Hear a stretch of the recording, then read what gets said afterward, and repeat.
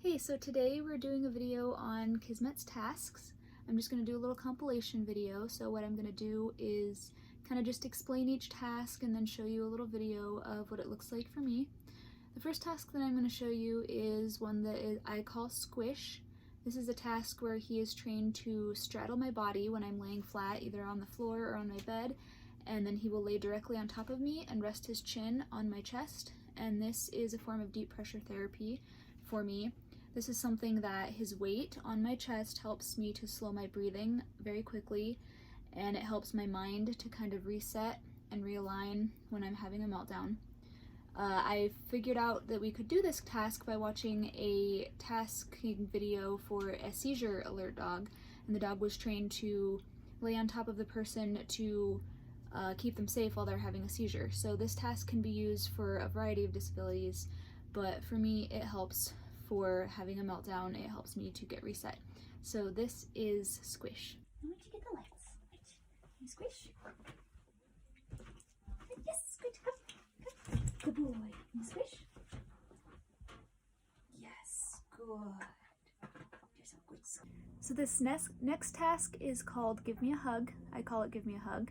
If you watched the video where I was task training for meltdown response to hyperventilating, you would see that at the end of the video, Casey, my previous service dog in training, also did a task called Hug, but for her it was a little different because she's a smaller dog.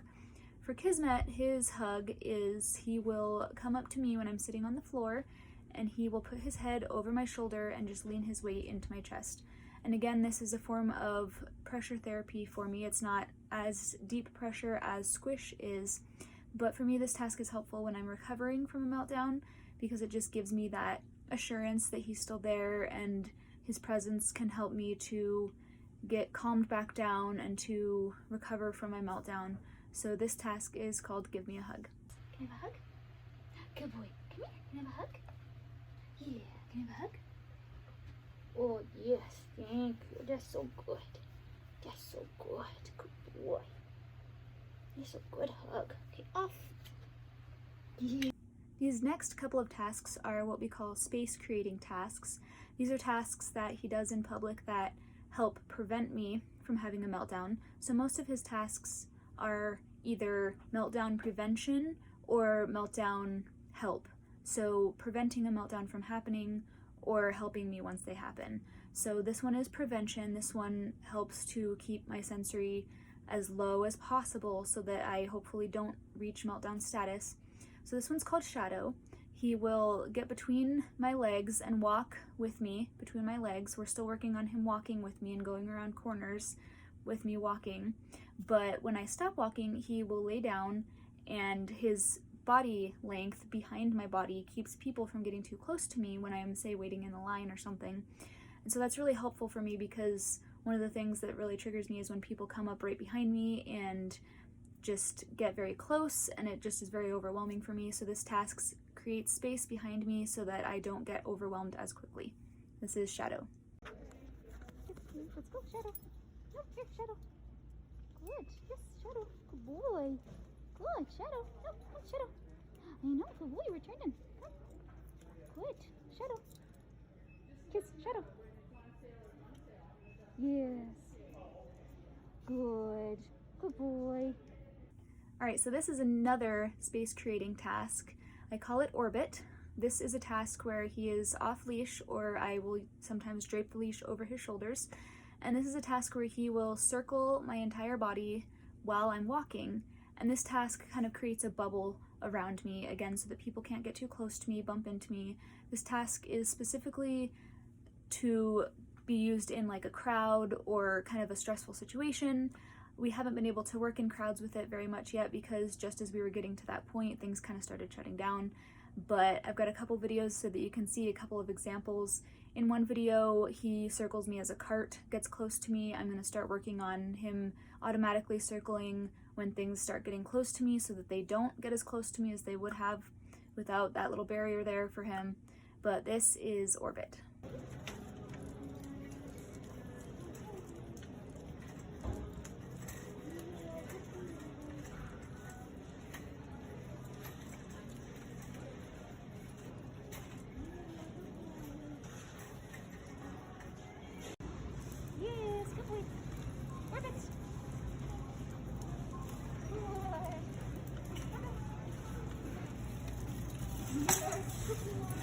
So this next task is a really fun one.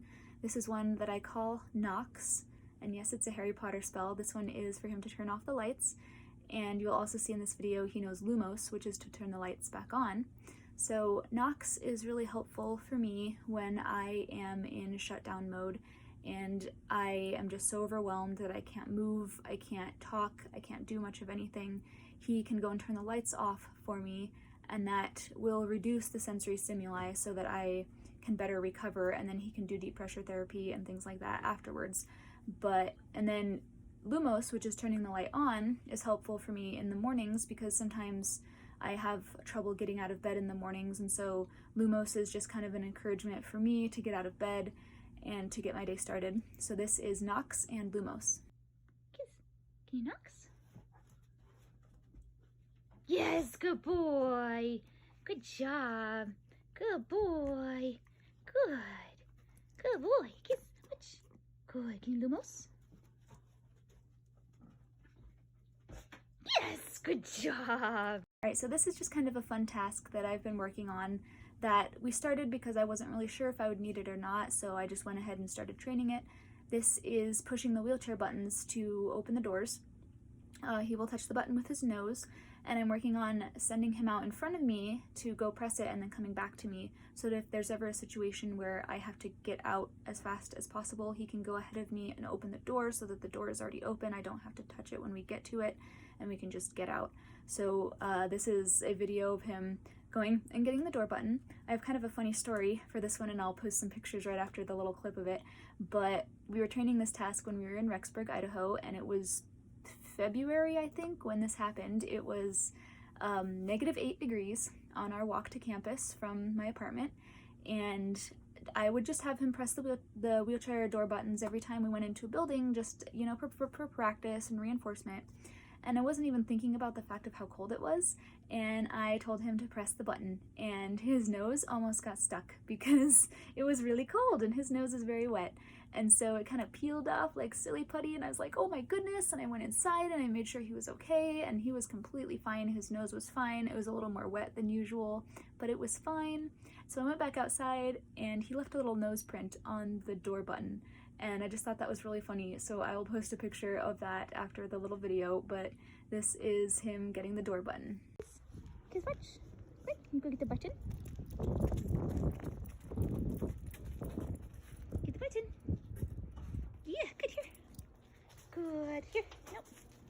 Good. Yes. Good job. Good boy. You got it. Good job. Good boy. Good job. Good job. This next group of tasks is guide work. Guide work can be used for dogs that are not for people that are blind or visually impaired.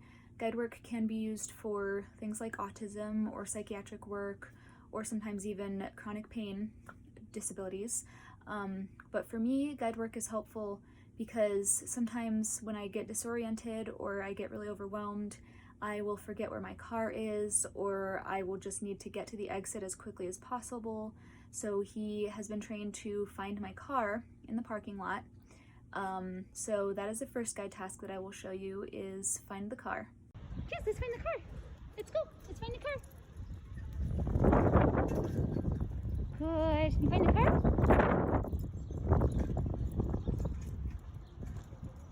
Good boy. Where's the car? Can you find it? Good boy. Good. Kind of cool how his tails are up. Yeah. You find the car? Is it over there? I think it might be over there. Find the car? Where is it? No, that's not it. Where's the car? Yeah, we started in the way wrong aisle. You find it? Where's the car? I think we're getting close. Wait, where's the car? Where's the car? Can you find it?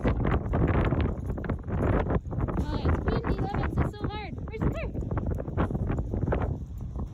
You find it? Where is it? Where's the car? Where is it?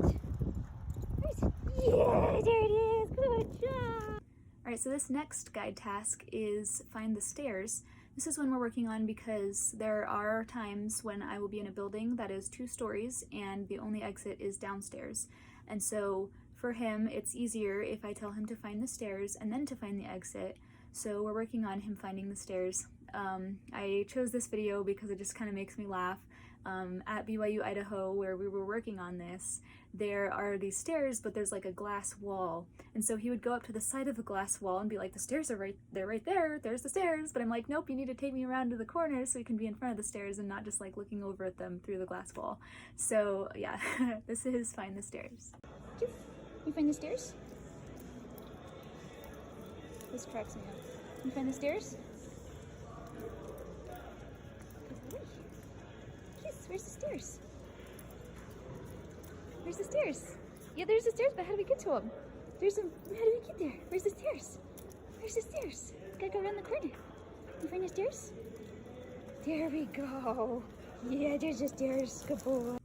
So this next guide task is what I call find a corner.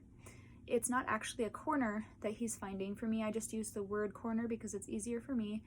But a corner for me would be just like a blank empty wall or a blank space where there's not people around, that I can sit on the floor and he can do deep pressure therapy, which you will also see the task lap, which is another deep pressure therapy for me because I don't always want to lay down on the floor in public. So lap is another deep pressure that he does, which he will lay his legs across my legs and then lean his weight into my chest.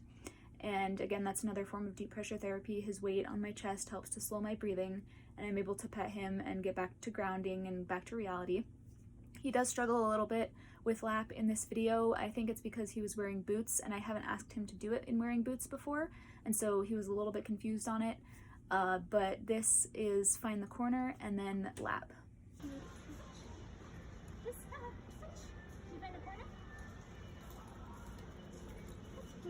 Yeah, there's a corner, good boy.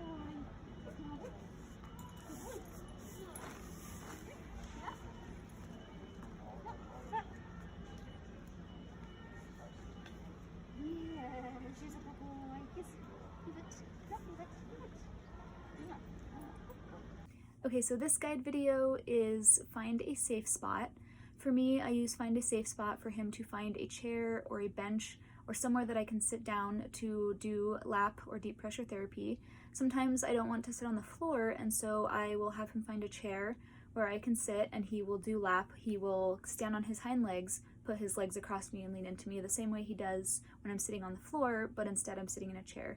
So this is find a safe spot. Good, kiss, watch. You find a safe spot? Here's a safe spot. Yeah, good boy. Alright, so this next guide task is kind of a combination of 2 different things. We recently started on something called forward momentum pull. I didn't start on this until he was 2 years old and his growth plates were closed. He is full grown and he's had his x-rays. It's important if you're doing guide work or mobility or anything like, not guide work, but any kind of mobility where your dog's going to be pulling you or you're going to be putting weight on your dog, it's important that you have them neutered when they're older and make sure that their growth plates are closed so that it's safe for them to do it. But so we just started training forward momentum pull, and that is kind of like guide work, whereas he will guide me to places, but momentum pull is added in that he will pull into the harness, and that pulling into the harness keeps me grounded, keeps me kind of in reality while we just get out of the situation. So in this video, he is doing forward, I use the word forward for momentum pull, to the exit of Home Depot. And at one point in this video, he stops and smells a corner, and I think since Home Depot is pet friendly, there must have been a dog that peed there, so he got a little distracted, but that's okay because he was able to get refocused pretty quickly. That's something we're still working on, but this is forward to the exit. Kiss, watch. Kiss, stop up. Forward, exit. What? Forward, exit.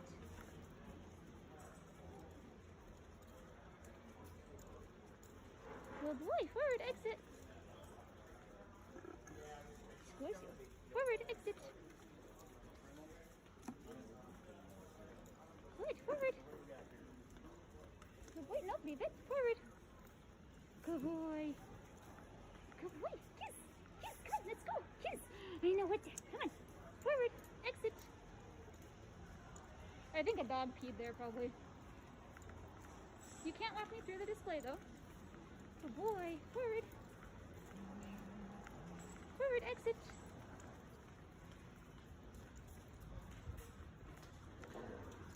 Yay!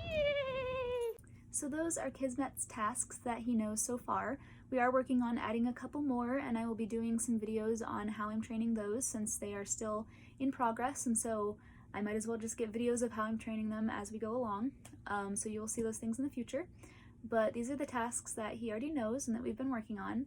If you have any questions, if you would like videos of how I trained any of these tasks, please let me know down in the comments, and I will definitely try and do that for you guys. Thanks for watching.